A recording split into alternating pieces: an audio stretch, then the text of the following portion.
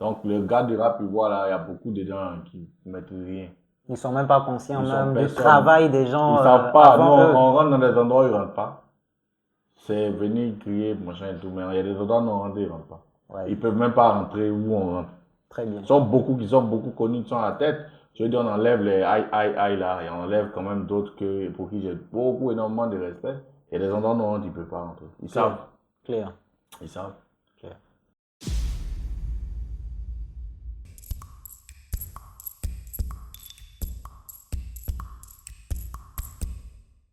Bonjour et merci de nous retrouver dans ce nouveau numéro de Vécu. Vous connaissez le podcast, vous connaissez l'émission, le contenu et le type de personnes qu'on invite.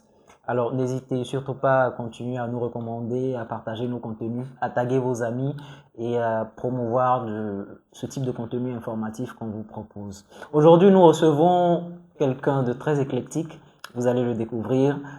C'est nul autre que celui qui porte haut le verbe ici en Côte d'Ivoire. On parle de slam. On reçoit Néoulou. Bonjour Néoulou. Ah, bonjour, bonjour mon Merci frère. d'avoir accepté notre invitation. Ouais, c'est un plaisir. Merci d'être sur le plateau de Vécu. C'est un plaisir. Première impression. Ouais, ça va, on a vu de loin, on a vu comment ça a commencé, c'est bien pensé. Et puis quand on voit le type, j'ai insisté dessus, de personnes qu'on reçoit ici, c'est pour moi un honneur. Et puis j'ai pas hésité à répondre à l'invitation. Alors, quand on fait une émission pour parler français, on ne peut pas se permettre de ne pas inviter Néoulou. Alors, Néoulou, slammer, poète, comment est-ce que tu te définis? Défini comme poète, le poète c'est la base, c'est l'essence. Donc un poète slammer. Après c'est poète simplement. C'est bon.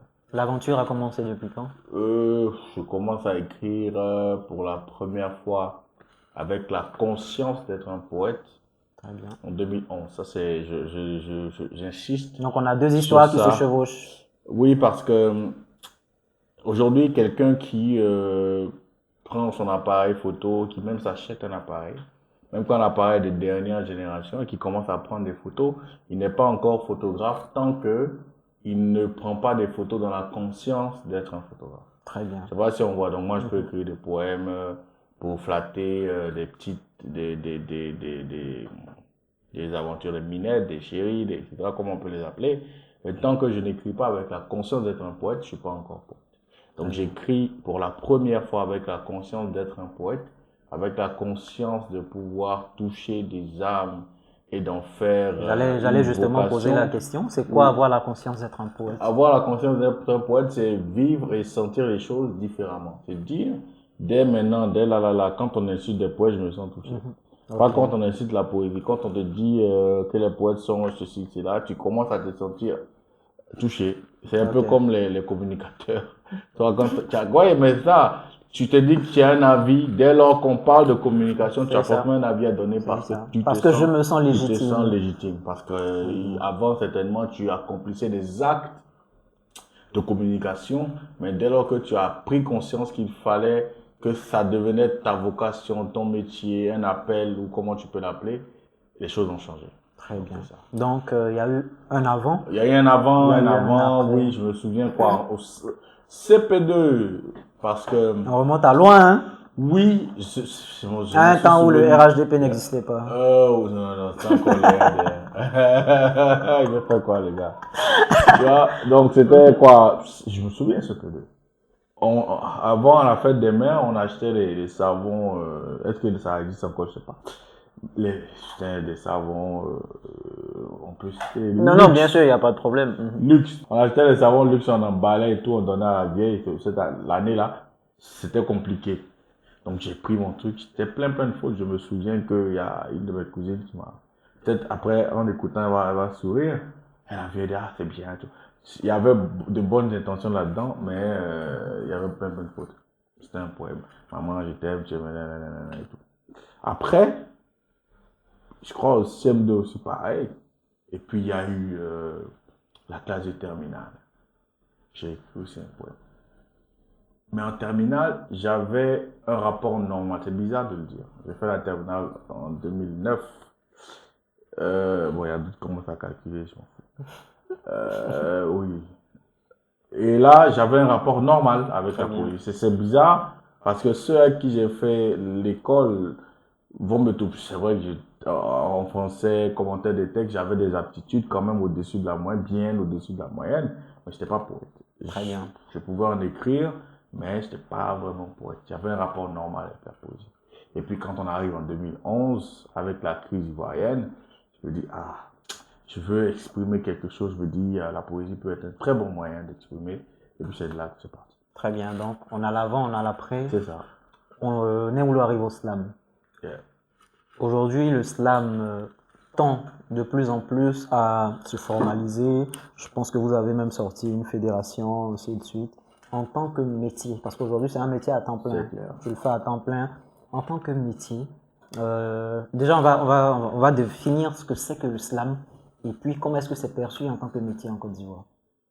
Donc quand je commence à écrire, on est autour de 2011. Et en 2013, je découvre l'aventure. Donc l'aventure École des Poètes commence. Sur la fac, lorsque je pars faire les cours. C'est en deuxième année, on va faire les cours. Et puis, c'est la première partie de la deuxième année parce qu'il y a eu la crise et tout. Je vois qu'il y a une annonce pour ceux qui veulent qui veulent appartenir à l'école des poètes. Comme j'écrivais déjà, je me dis c'est une très belle opportunité. Puis j'intègre l'école des poètes. Donc avec l'école des poètes, on fait des formations et puis un jour, on reçoit Bidjo qui vient pour nous entretenir, nous parler de tout ce qui est islam. Islam, on découvre le mot. Découvre, oui, parce que avant ça, je n'avais aucune notion en vrai. Quand on nous a dit qu'il venait et qu'il faisait du slam, ça m'a emmené à aller chercher parce qu'au début, ce qu'on faisait, c'était écrire pour les livres. Donc, avec Bidjo, à partir de là, je me souviens que j'ai écrit un texte pour lui présenter. Et puis, progressivement, j'ai commencé à m'intéresser à tout ce qui est slam. Aujourd'hui, Newlo, c'est le slam. Newlo vit le slam. Comment se porte le slam en Côte d'Ivoire? Le slam en Côte d'Ivoire va très très bien. Ça va. Non, mais ça se voit. Hein? Oui, quand on me voit, quand on me voit, on sait que ça va. Le slam ne va pas aussi bien que la communication. Hein? Ça va. Non, je te rejoins bientôt. Ça va. C'est pas ça. Aujourd'hui, là, si tu as signé, il faut signer les bons contrats. C'est aussi ça. Ce matin, il y a quelqu'un qui m'a demandé parce qu'aujourd'hui, il y a beaucoup de personnes qui s'interrogent sur est-ce que l'islam nourrit son âme, etc. Je l'ai dit. Aujourd'hui, est-ce que l'entrepreneuriat nourrit son âme? La réponse va varier d'un entrepreneur à un autre. Aujourd'hui, il y en a qui vivent de ça. Est-ce que le commerce, est-ce que la politique nourrit son âme? Il y en a des politiciens qui vivent de ça, donc c'est relatif. C'est relatif. Sinon, l'islam se porte très très bien en Côte d'Ivoire. Bon, ça se porte bien parce que progressivement et de plus en plus, l'islam est présent dans les espaces communs. Quand je parle d'espaces communs, je parle des émissions télé, je parle des événements grand public, je parle des rendez-vous, mais exceptionnels. Il y a des rendez-vous de haut vol, de grands galas aujourd'hui, où il y a la parole, où il y a des poètes, où il y a des slameurs. Donc le slam se porte très très bien. Quand on parle on parle de 2013 à aujourd'hui. 2013 qui a été une année charnière, la naissance de l'école des poètes, il y a le collectif Au nom de l'Islam, le concours qui le fonde, qui était là aussi dans la période. Il y a le concours ICE, qui est l'un des premiers concours auxquels j'ai participé. Donc avec ça là, il y a eu quelque chose qui est né, qui aujourd'hui est qui est incroyable. Si aujourd'hui je suis appelé à venir parler dans cette émission qui est très célèbre, c'est parce que quelque part, ce qu'on fait a un impact et puis voilà, donc ça va très très bien. Là, dès le départ, Newlo fait du slam. Mais bien avant, on a eu des paroliers, les Bomo Mamadou. Comment est-ce que la nouvelle génération se positionne par rapport à l'ancienne, en termes déjà d'industrie et de vision? En termes de vision, je dirais que ce qu'ils ont fait, qu'ils le veuillent ou non, c'est ce qui a accouché ce qu'on a aujourd'hui, ce qu'on est. Et nous, au-delà, moi je suis fils de Alain Taï, qui est aussi quelqu'un qui parle en public. Je dirais pas qu'il fait du slam parce que c'est différent. Nous, on vient, on va dire, il y a eu des slameurs avant nous en Côte d'Ivoire, c'est vrai, ils sont pas vraiment connus, mais nous avons la grâce et la lourde charge d'être l'une des premières générations de slameurs en vue. Génération pas en matière d'âge, en matière de mouvement, Ok. donc en matière de vent. Avant nous, il y avait des très bons déclamateurs. Donc, on a cité Madou, j'ai cité Alain Taïki, celui qui nous a enfantés. Donc, en matière de vision, c'est cela. Les autres se sont dit que il y en avait pas assez. Avant, on pouvait en trouver un nombre qui est assez restreint. Donc, lui, il s'est dit, faudrait que là où on n'est pas arrivé, nos enfants puissent arriver là-bas. Faudrait que où on n'est pas arrivé, qu'on puisse créer des personnes qui vont perpétuer, qui vont prolonger nos paroles. Donc en matière de vision, eux, c'était ça leur rôle. Nous, notre rôle aujourd'hui, en tant que diseur, c'est de justement faire entrer la parole, que ce soit le slam, que ce soit la griotique, comment vous pouvez l'appeler. Personnellement, c'est ça ma vision, c'est de faire entrer ça dans des espaces qui sont communs. J'insiste là-dessus parce que je ne faudrait pas qu'on considère le slam, la parole comme quelque chose qui est hors du temps, qui devrait rester pour les élitistes et tout. Il faudrait qu'on fasse tout ça, rentrer tout ça dans les espaces communs pour qu'on existe, qu'on soit dans le showbiz, qu'on puisse respecter les codes du showbiz, parce que qu'on le veuille ou non, c'est cela. Si aujourd'hui on veut compter, il faudrait qu'on puisse intégrer ça. On va arriver tout à l'heure au monde du showbiz. Hein, je pense qu'on va voir ça tout à l'heure. Ah, c'est clair. Hein. Ah, je vais commencer à prendre mes pourcentages. Alors, mais bien avant, qui? Parce qu'aujourd'hui, vous êtes en fédération. Hein, c'est ça. Qui parle de fédération parle de corporalisation. Okay. Donc, on va dire, vous êtes une corporation reconnue de façon officielle. Qui est poète? Et qui peut être poète. La question n'est pas anodine. Récemment, sur les réseaux, on a vu cette prise de bec là entre les critiques littéraires et les vieux loups de la littérature ivoirienne. Donc, aujourd'hui, en termes de genre, en termes de positionnement, en termes de catégorisation, qui est poète, qui est slammer et qui ne l'est pas? Déjà, heureusement, c'est de l'art. Et je vais prendre toujours l'exemple du photographe. En matière d'art, dès lors que je prends la décision, que je décide de vivre, de penser comme étant un poète, un photographe, je le deviens automatiquement. Très bien. Le débat va se situer au niveau de qui est bon poète, qui ne l'est pas. Très bien. Sinon, quand il décide d'être poète, heureusement, il n'y a pas quelque... Et que même quand on se met en fédération, la fédération vient seulement pour dire celui-là est mon affilié, pas celui-là est ou n'est pas. La FIF n'a pas vocation à dire que celui qui joue le football au quartier n'est pas footballeur ou est footballeur. Les enfants qui jouent au quartier, il y en a même qui jouent au Zébier, etc. C'est pas à la FIF de dire que ceux-là sont... La FIF vient pour dire, si tu veux agir dans un circuit qui est officiel, organisé, que tu veux avoir des avantages qui sont liés donc à la fédération, il faudrait que tu viennes. Très bien. C'est ce que pour Simon on est en train de mettre en place. Donc qui est poète, qui ne l'est pas, je ne sais pas. Tous ceux qui décident d'écrire, qui veulent changer le monde à travers leurs œuvres, qui veulent créer un monde nouveau, qui veulent rêver, qui veulent faire rêver aussi par l'écriture, qui se disent qu'ils sont poètes et qui ont 2 ou 3 personnes qui reconnaissent qu'ils sont poètes, sont des poètes. Qui sont des grands poètes. Donc c'est ça. Il y a les grands, il y a les poètes et des grands poètes. C'est à cela qu'on doit arriver. Après, leurs discours qu'ils sont en train de faire en ligne et tout là, c'est des personnes qu'on connaît tous. Après, ils vont arrêter un moment, tu vois. Okay. Ça va pas durer, ça marche. Très bien. Donc, Fédération nationale de slam. Fédération ivoirienne de slam. Fédération ivoirienne de slam et poésie. La fédération est montée, la fédération fonctionne. Alors, comment elle est montée déjà? Parce que je sais qu'il y avait plusieurs groupes de slammeurs. On a l'école des poètes, on avait le collectif au nom du slam. Vous mettez ensemble, vous montez la fédération. Comment est-ce que ça fonctionne? Qui sont vos soutiens institutionnels ou pas, mécènes? Comment est-ce que ça marche? La fédération naît de la volonté du Sénat déjà, j'avoue. Nous on a l'idée. On a l'idée et puis on essaie de voir comment ça peut se passer. Déjà, l'école des poètes et le collectif travaillent dans une ambiance qui est incroyable, qui est rarement vue partout en Afrique. D'ailleurs, les gens demandaient, mais à quel moment est-ce que les classes vont commencer dans le slam? Ceux qui ne savent pas et qui ne s'intéressent pas vraiment pensent que c'est le même groupe. Donc, on a travaillé toujours dans une bonne ambiance, mais il y a un souci d'institutionnalisation parce qu'il fallait, donc c'est de la volonté assez ferme quand même du Sénat, faut qu'on le signifie, d'avoir un interlocuteur unique Mhm. au niveau des institutions, notamment au niveau du Sénat, qui est l'un des bras du Ministère ministère de de la la Culture. Culture. Mhm. Donc aujourd'hui, en matière de fédération, Sénac, on va le dire rapidement, sinon les gens vont penser qu'il s'agit du Sénat le Sénat qui est le Centre national des arts et et de de la la culture. culture. Mhm. Donc tout est au niveau du ministère. Donc on a la fédération qui agit. Et en matière de soutien, il y a le Sénat évidemment, il y a le ministère qui est d'un appui inestimable quand même dans la vie de la fédération et dans la vie de chaque slammer. Voilà.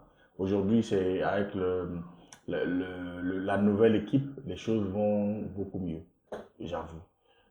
Avant, est-ce que c'est parce que nous, on n'était pas encore prêts? Je ne sais pas, mais avec la nouvelle équipe, les choses vont très très bien. D'accord. Donc déjà le soutien de l'institution, donc de la tutelle, on Oui, va dire ça en la griffe. tutelle qui, en plus de soutenir, est assez présente quand même Très bien. dans chaque activité. Ça touche au-delà de tout ce qui est financement. Très bien. Après, est-ce qu'il y a des financements particuliers, des mécènes qui ont contribué à faire grandir la chose? Oui, il y en a, est-ce qu'on peut les citer ici? Il y en a. Il y en a qui, depuis le On va début, pas faire de jaloux, mais donc oui, donc on va remercier quand même tous les soutiens. on en a eu beaucoup. Mais il y a quelque chose que il y a une chose qui, moi, me touche particulièrement. Dis-nous. C'est le public. Très bien. Un public qui nous attend, qui attend comme ça chaque événement et qui nous encourage même à faire des événements. Il y a des mécènes, hein. Il y a des gens qui nous soutiennent, qui peuvent te dire, ah mais viens, je t'achète tel nombre de livres. Mais au niveau même de la fédération, des associations, on a souvent des financements, surtout très récemment avec une fondation pour écriture, les 2 dernières éditions d'écriture. Très Pour bien. nous, on a eu des financements de l'ambassade de France via un fonds de l'ambassade de France. Ça arrive qu'il y ait ça. Mais au-delà de ça, il y a le public qui nous apporte quelque chose d'incroyable. Donc, et ce public-là, je veux les remercier parce que même quand il n'y en avait pas, il n'y avait pas de financement. Ce financement, c'est pour les groupes. Hein. Donc, personnellement, il n'y a pas de ce financement. Il y a des personnes comme ça qui soutiennent le mouvement, qui soutiennent font grandir vraiment la parce qu'ils chose. aiment ce qu'on fait et parce qu'ils sont prêts pour nous. Très bien. Là, jusque-là, tout est rose. Tout est bien, dans le meilleur des mondes possibles. Je veux Alors que pas du tout. Non, On est dans le vécu, il faut dire. Alors, Néoulou, on va arriver maintenant dans le monde du spectacle. Parce que Ouais. qu'on le veuille ou pas, faire du slam, c'est dans le showbiz. C'est ça, De la même façon, il y a eu un avant, il y a eu un après. c'est ça. Avant, dans le slam, Euh, comment ça se passait? Les cachets, les bookings. euh, Dis-nous un peu comment est-ce que vous avez souffert. C'était compliqué. Là, je me souviens, j'avais parlé au début, il y avait moi, il y avait Placide Conan, Yao Kwadjo Guillaume Adamo. On avait notre premier gombo à 3. On arrive dans un endroit et tout, tu vois. C'est un événement là. Le premier gombo à 3. Il y a une dame, c'est bal de fin d'année d'une école, la fondatrice est là et elle profite et tout, on nous explique que la fondatrice, voici comment elle fonctionne, donc on prend son nom et puis tu imagines ces 3 grands. Avant on était très prolifique, dès que tu nous parles de trucs là, on rentre en 5-10 minutes, on a sorti Rapidement, le texte est un nouveau sorti. texte, tu vois. Et on fait le truc tranquille, on arrive, on nous reçoit d'une manière, mais tu nous vois même, si t'es toi, moi-même il n'avait pas nous respecter. À côté là, il y a Espoir 2000, tout ce que tu peux imaginer et tout. Et nous, on est à côté tranquille. On finit, quand on vient, pendant qu'on attend Jafoul, on vient quelqu'un qui nous met 2 billets de 1000 francs bien dressés dans la main de chacun. Donc, c'est 2000. On s'est dit que c'est un travail, moi, on est content. C'est notre premier gombo. C'est le cachet même qui est là. Non, attends, je te disais pourquoi. Quand on finit, et quand on finit, mon Dieu. Ah, je dis, mais il y a un gars qui vous a donné la tout à l'heure. Je te promets. Il dit, ah, les gars. Et Placide qui a eu le truc, là, on fait quoi? Bon, heureusement, là, on ne montait pas encore dans les taxis. Les gars, quand chacun est parti, mais c'était une expérience, c'est des choses qu'on a vécues. Il y a eu quoi? Une autre fois, on allait dans un mariage. Un mariage où on a. le mari nous a donné un texte, les références sur son histoire, sa généalogie qu'on a donné à Adamo, qui est notre griot en griffe, pour qu'il fasse le truc. Et il a fait un niveau, là, on a donné 5 000 pour nous trois. Il était en copo, donc il est venu en taxi.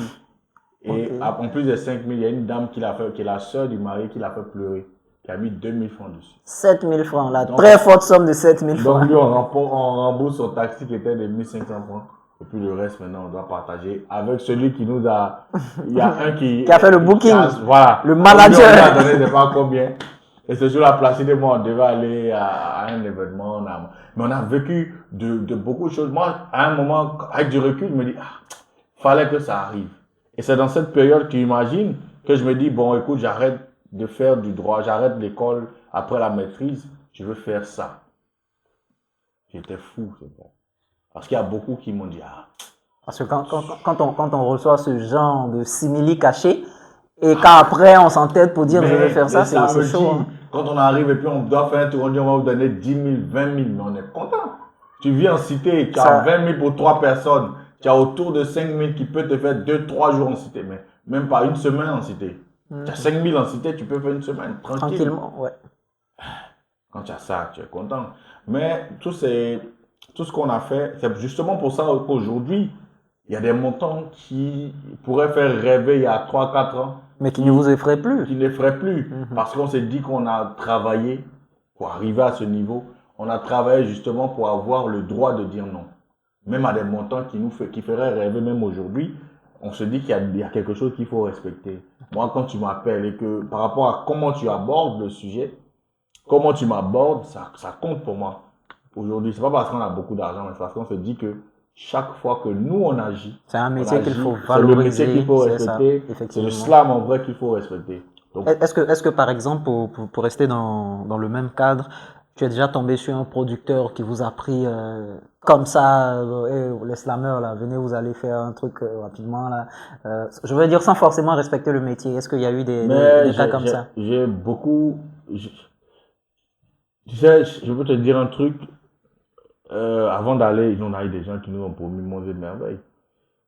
Mais j'aime beaucoup qu'on me respecte. Même quand c'est peut-être mon éducation, mais même dans les périodes où j'étais vraiment galère là, je n'aimais pas qu'on se foute.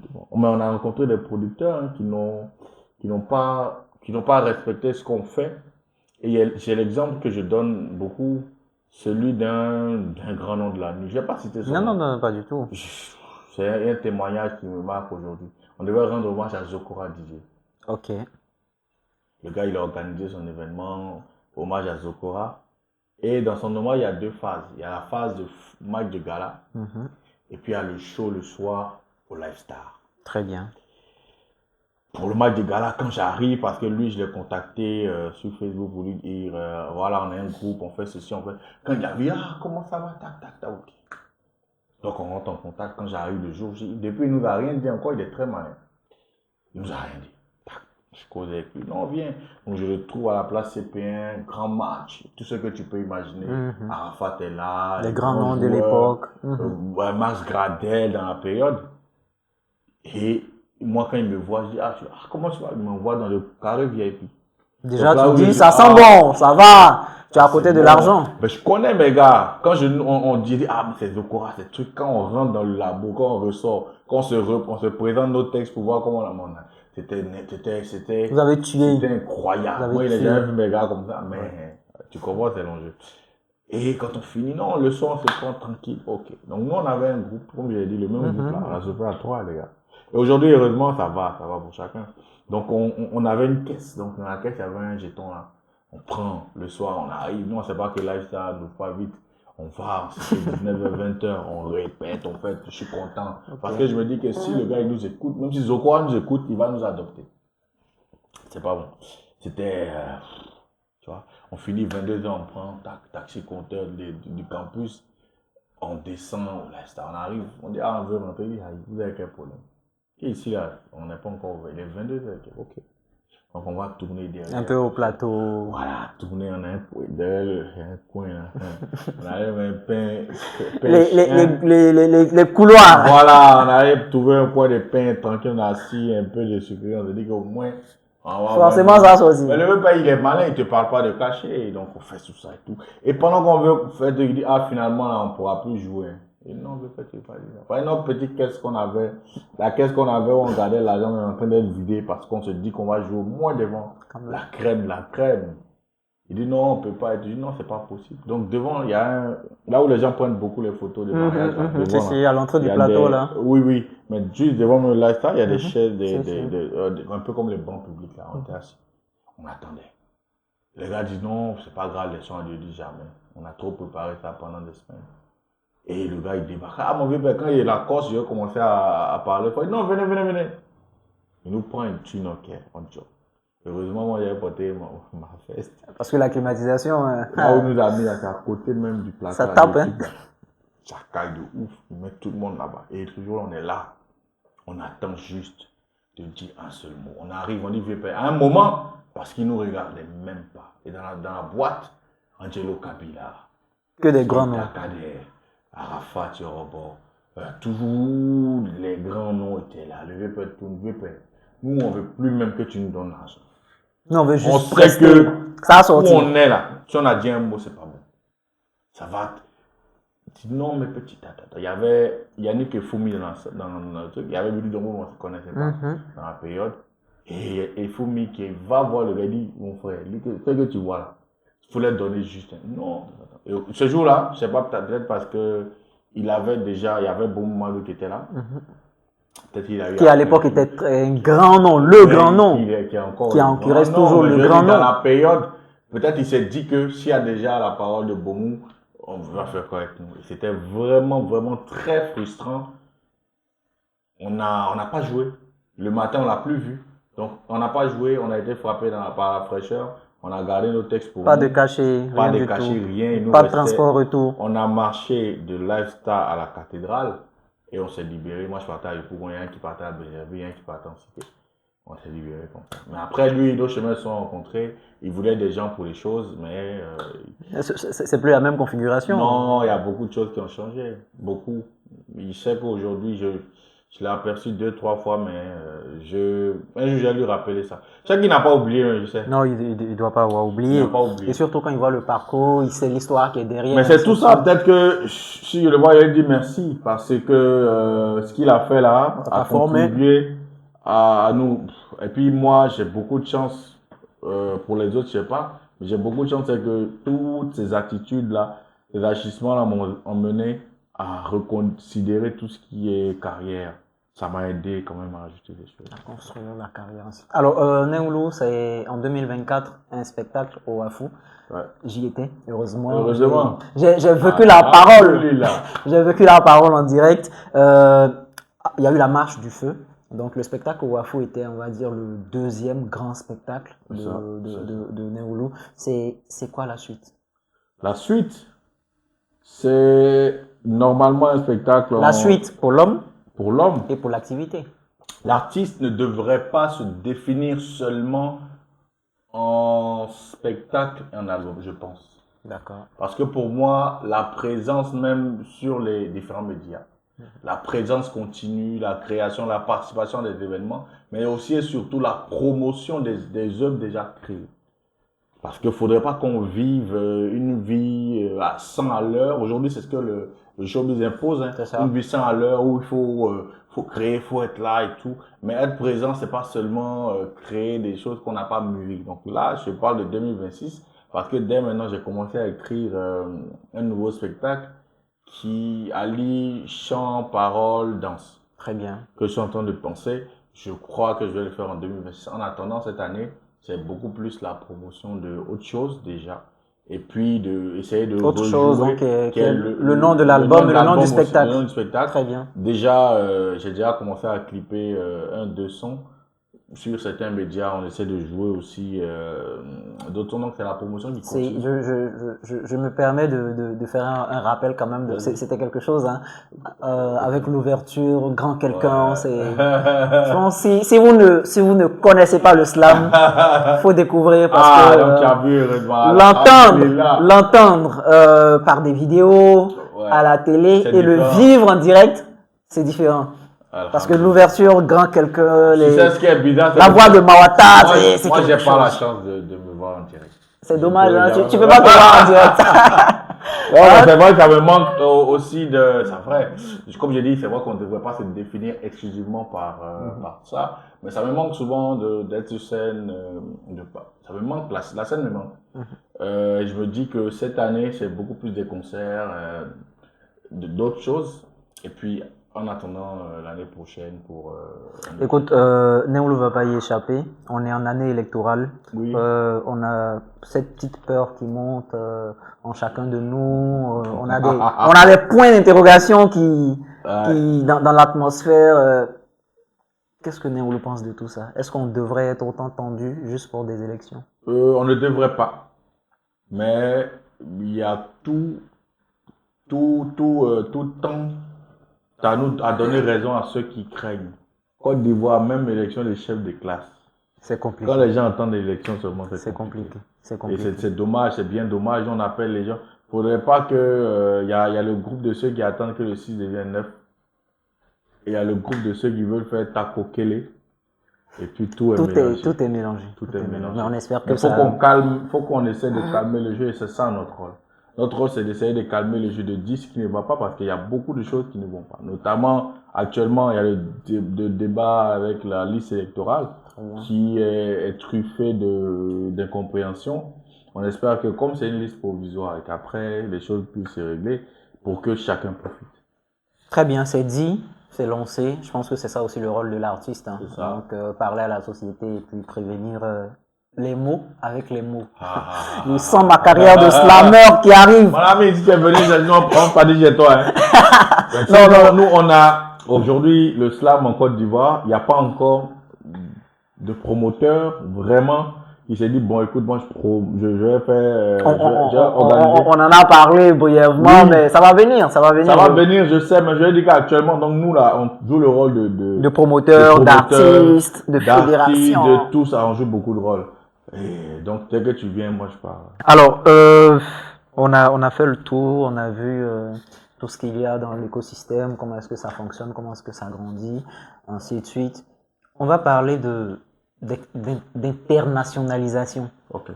Je sais que Néolo a bougé à côté, dans les pays d'à côté, dans la sous-région. Mais aujourd'hui, le regard extérieur sur la Côte d'Ivoire, sur l'industrie du slam, comment ça se porte et puis quelles sont les visions? Les visions, il faut qu'on aille progressivement. D'accord. En Côte d'Ivoire même, il y a quelques questions qui doivent disparaître d'abord en Côte d'Ivoire. Parce que même aujourd'hui encore, quand on fait certaines émissions de télé, il y a certaines personnes qui disent, mais lui là, il est quitté où, et puis c'est maintenant qu'on le découvre. Donc c'est progressivement. Et moi, ça peut être bizarre, mais je ne suis pas vraiment pressé de dire, j'attaque l'international. Quand je parle d'international, ça s'entend au-delà de la sous-région. La sous-région, déjà, quand on va dans les autres pays, on fait assez impression. Au Cameroun, notamment, qui m'a adopté. Je devais y être récemment pour le Yamex. J'ai pas pu. Voilà, il y a eu des choses qui ont fait que j'ai pas pu. Je dis là-bas, on m'a adopté. Il y a un beau petit public qui m'aime bien. Aller en France, c'est vrai que c'est bien. Pas en France, c'est bien. En Europe, voilà. J'ai cassé le papou. Mais bon, écoute, aller hors d'Afrique. Surveiller les passeports, surveiller le ciel, surveiller les nuages. Rapprocher le ciel. Aller hors d'Afrique, c'est bien, hein, mais faudrait pas qu'on parte pour partir. Faut que ça fasse partie d'un plan qui est bien établi. C'est ça. Et le plan existe. On essaie de régler quelques détails. Et puis quand on attaque là-bas, là. C'est la rencontre des cultures aussi. Donc, faut partir avec ce qu'on a ici. Faut partir vraiment en étant bien préparé. Faut partir en aventure. On ne devrait pas y aller pour aller commander des choses. Faudrait qu'on soit dans un plan qui est bien précis. Et mes connaissances, j'essaie de faire les choses très, très méthodiques. On va parler d'originalité. Ok. Est-ce que tu penses que c'est parce que tu as tes textes qui sont fortement ancrés dans ton vécu, dans ta tradition? Donc, c'est le placement. Le mot est trouvé, le mot est trouvé. Donc, on a des titres, par exemple, comme Niei, on a certains clins d'œil à ta tradition. On a Neulu, est-ce que tu penses que c'est cette originalité-là, et puis cette originalité, on la trouve chez presque tous tes collègues, on va dire, tes confrères. Est-ce que tu penses que c'est ce qui a fait que vous êtes la première génération carrément sous les projecteurs? Cette originalité-là a compté? Cette originalité, oui, certainement. Mais on pratique un art qui ressemble à ceux à qui on parle. Très bien. Les personnes qui nous aiment et nous soutiennent, parce qu'on pratique quelque chose qui leur ressemble. On dit les choses qu'ils ressentent et qui les vident eux. Et comme je l'ai dit, que Dieu me pardonne toutes vos fautes. Tu vois? C'est profond, ça. Oui, que Dieu me pardonne. Moi, je me dis, on est là parce qu'on défend des personnes, on soigne, on pense, on combat pour des personnes. Donc, l'originalité est peut-être un des éléments. L'autre élément, c'est aussi que d'entame, on s'est dit qu'il fallait établir les bases, fallait prendre l'islam comme un sacerdoce, avant tout. Je ne pense pas qu'on puisse, quand je t'explique ce qui s'est passé au tout début là, je pense pas que le premier point soit déjà l'argent.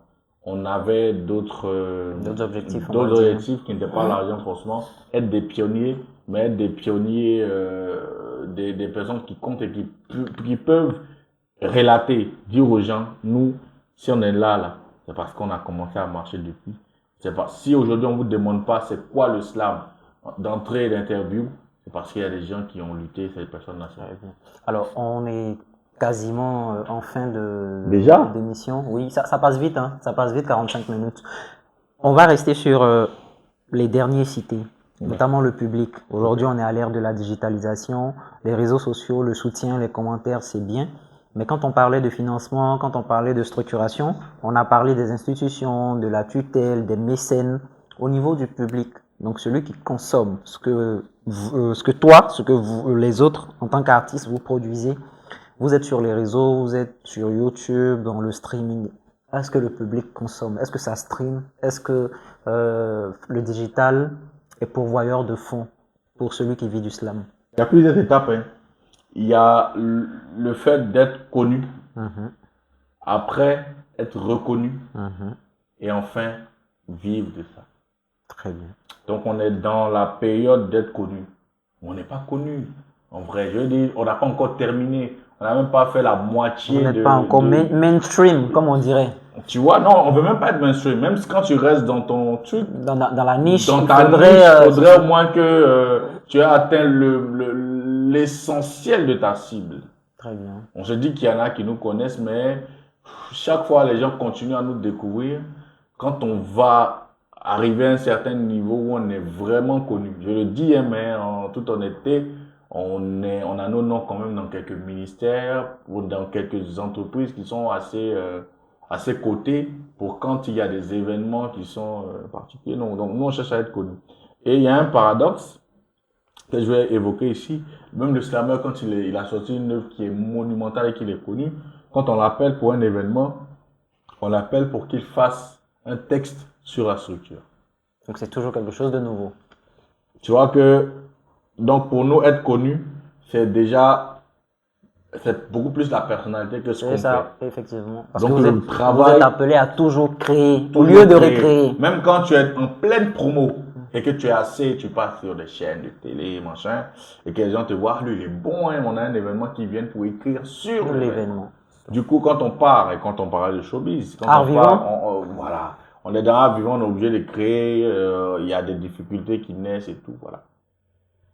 Neulu, 45 minutes, c'est pas assez pour. Déjà, j'ai fait de Neulu 2, vécu 2. Mais tu sais que c'est ta maison. Tu sais que j'ai un bon vécu quand même. Respecter les gens qui ont vécu, hein. Alors, on a longuement parlé de fraternité, d'organisation, ainsi de suite, et on voit que c'est le ferment sur lequel le slam se développe.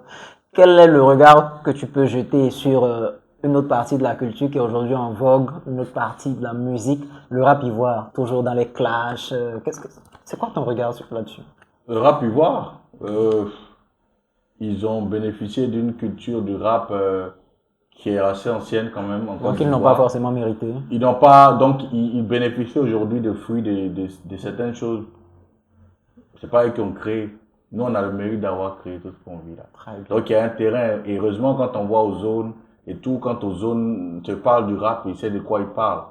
Mais il y a beaucoup aujourd'hui qui font Moi, j'ai défendu Ozone sur une plateforme, là, on m'a banni. Donc, coucou à la plateforme. Voilà, vous m'avez banni, je parle plus. Non, je vais pas vous faire de publicité, mais bon, non, voilà. Mais je veux dire qu'ils ont bénéficié d'une histoire de...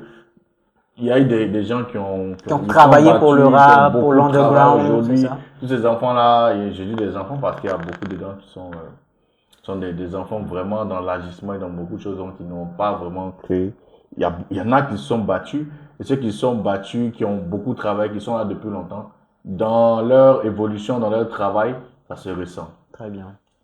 Donc ceux qui sont là par un concours de circonstances. Il y en a plein, ils sont là, mais ils sont là, ils veulent s'accrocher à tout ce qui est clash pour vous dire. C'est pas forcément ce qu'il faut. C'est pas ce qu'il faut en vrai. On peut évoluer dans le rap, c'est vrai, on dit c'est le game. C'est le game, ok, mais on peut évoluer bien sans ça, quoi. Il gagnerait à prendre exemple sur la fraternité qu'il existe au sein des slams. Mais nous-mêmes, peut-être ça va se gâter bientôt. Donc, on attend le premier clash. M'envoyez les feuilles. Ouais, on n'aimerait pas. Je dis qu'aujourd'hui. C'est un appel à l'unité, hein. Oui, ce que je dis, c'est qu'on a une fanbase à la base qui est commune. Très bien. Et chacun, maintenant, ce qui va faire la différence, c'est que chacun à côté crée une niche propre. Mais au-delà, on a vu avec la même famille. On a vu avec les Primudes, quand tout le monde était nominé, il y a une bonne partie de notre public quand même qui a dit que ah mais là je vote qui, je vote pas qui. Donc fallait maintenant que chacun mette en œuvre ses stratégies pour capter. Heureusement, mes gars étaient beaucoup plus près qu'on a gagné.